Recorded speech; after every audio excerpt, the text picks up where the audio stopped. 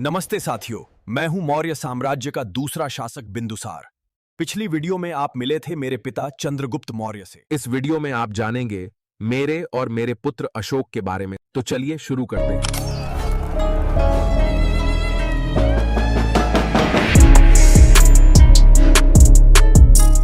बिंदुसार चंद्रगुप्त मौर्य का पुत्र और अशोक का पिता था। उसका शासनकाल लगभग 298 ईसा पूर्व से 273 ईसा पूर्व तक चला। यूनानी स्रोत मुझे अमित्रघात कहते हैं, जिसका अर्थ शत्रु संहारक है। ये बात याद रखना, पेपर में पूछते हैं। वो एक ऐसा योद्धा राजा था जो अपने पिता की जीती हुई भूमि को और मजबूत बनाता गया। मैं दक्षिण में मैसूर तक मौर्य साम्राज्य का विस्तार कर चुका हूँ और मैंने अशोक को उज्जैनी का राज्यपाल नियुक्त कर दिया है। उसने चोल, पांड्य और केरल जैसे राज्यों से संपर्क स्थापित किया, हालांकि उन्हें पूरी तरह जीता नहीं। दिलचस्प बात यह है कि बिंदुसार का धार्मिक झुकाव आजीवक संप्रदाय की ओर था, जो मक्कली गोसाल द्वारा स्थापित किया गया। मैं आजीविका संप्रदाय का अनुयायी हूँ, जो मक्काली गोसाल द्वारा स्थापित किया गया है। मैंने 298 ईसा पूर्व से 273 ईसा पूर्व तक राज किया है। उसके दरबार में ग्रीक दूत डिमाक्स भी आए, जिन्हें सीरियन राजा एंटियोकस प्रथम ने भेजा था, और फिर 273 ईसा पूर्व में बिंदुसार की मृत्यु हुई, जिसके बाद सत्ता की लड़ाई में उनका पुत्र अशोक विजयी हुआ। बाकी पेपर में मेरे रिलेटेड क्वेश्चन कम ही आते हैं, तो अब आप पढ़िए मेरे पुत्र अशोक के बारे में।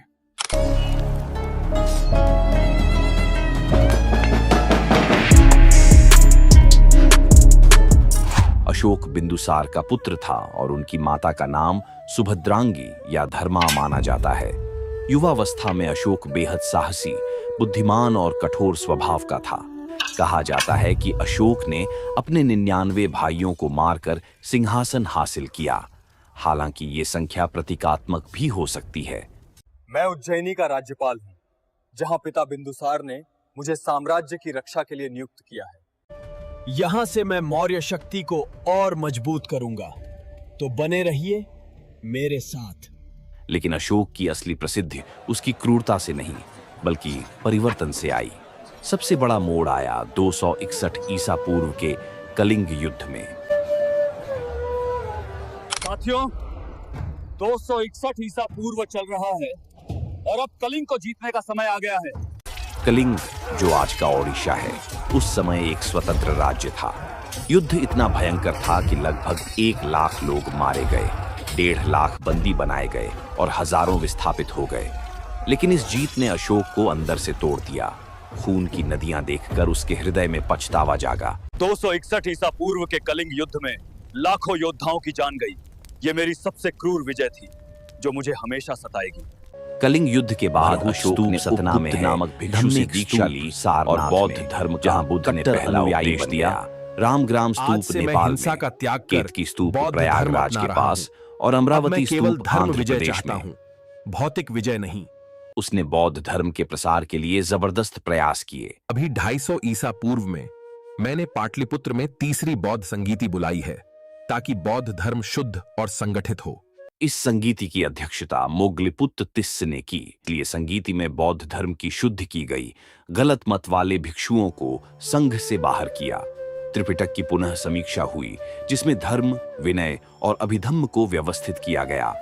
मोगलिपुत्र तिस्स ने कठावत्थु नामक ग्रंथ रचा, जिसमें मतभेदों का निराकरण किया।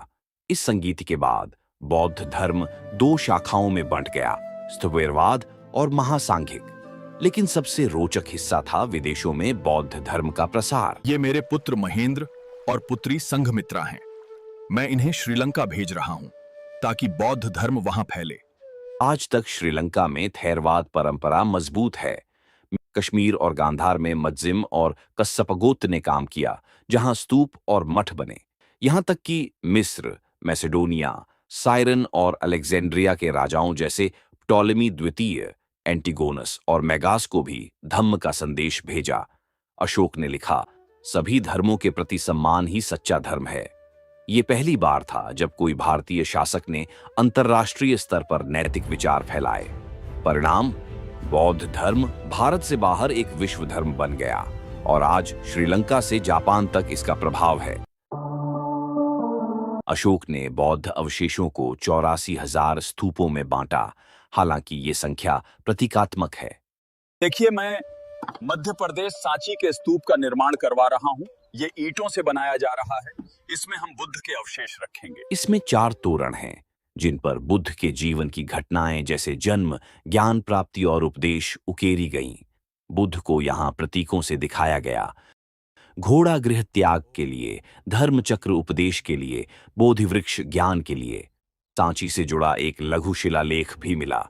इस लघु शिलालेख पर मेरा नाम देवानम प्रिय प्रियदर्शी लिखा जाए। भरहुत स्तूप सतना में है, धम्मिक स्तूप सारनाथ में जहां बुद्ध ने पहला उपदेश दिया, रामग्राम स्तूप नेपाल में, केतकी स्तूप प्रयागराज के पास और अमरावती स्तूप आंध्र प्रदेश में। यहां भगवान बुद्ध का जन्म हुआ। मैं यह शिलालेख रुम्मिनदेई नेपाल में स्थापित कर रहा हूं। इस लुम्बिनी शिलालेख पर लिखो, मैंने बुद्ध के जन्म स्थान का सम्मान किया और कर में कमी की। लुम्बिनी शिलालेख में स्पष्ट लिखा है कि यहाँ बुद्ध जन्मे और क्षेत्र कर मुक्त है। मैं गिरनार में यह शिलालेख स्थापित कर रहा हूं ताकि धम्म और शांति मेरी प्रजा तक पहुंचे। पशुवध पर रोक भी लगा दी है। कलिंग युद्ध के बाद मैंने धम्म अपनाया। ये शिलालेख मेरी प्रजा को शांति और धर्म की राह दिखाएंगे। स्तंभ लेखों में 7 प्रमुख हैं, जैसे सारनाथ स्तंभ जिसमें 4 सिंह हैं, जो भारत का राष्ट्रीय प्रतीक है। इन अभिलेखों में अशोक का नाम नहीं बल्कि देवानम प्रिय प्रियदर्शी है। विषय जन कल्याण, अहिंसा, सहिष्णुता, धर्म महामात्रों की नियुक्ति, कुएं, सड़कें, अस्पताल बनवाना। अशोक के अभिलेख तो जैसे इतिहास की आवाज है। ये पत्थर या स्तंभों पर खुदे संदेश हैं जो धम्म के प्रचार के लिए बनवाए गए। इस शिलालेख पर मेरा धम्म लिखो, अहिंसा, सत्य और सभी धर्मों का सम्मान। ये अभिलेख पूरे भारत में फैले। उत्तर में मेरठ, पूर्व में धौली, पश्चिम में गिरनार, दक्षिण में ब्रह्मगिरी और नेपाल पाकिस्तान तक। इन्हें जेम्स प्रिंसेप ने पढ़ा और ये मौर्य प्रशासन का प्रमाण है।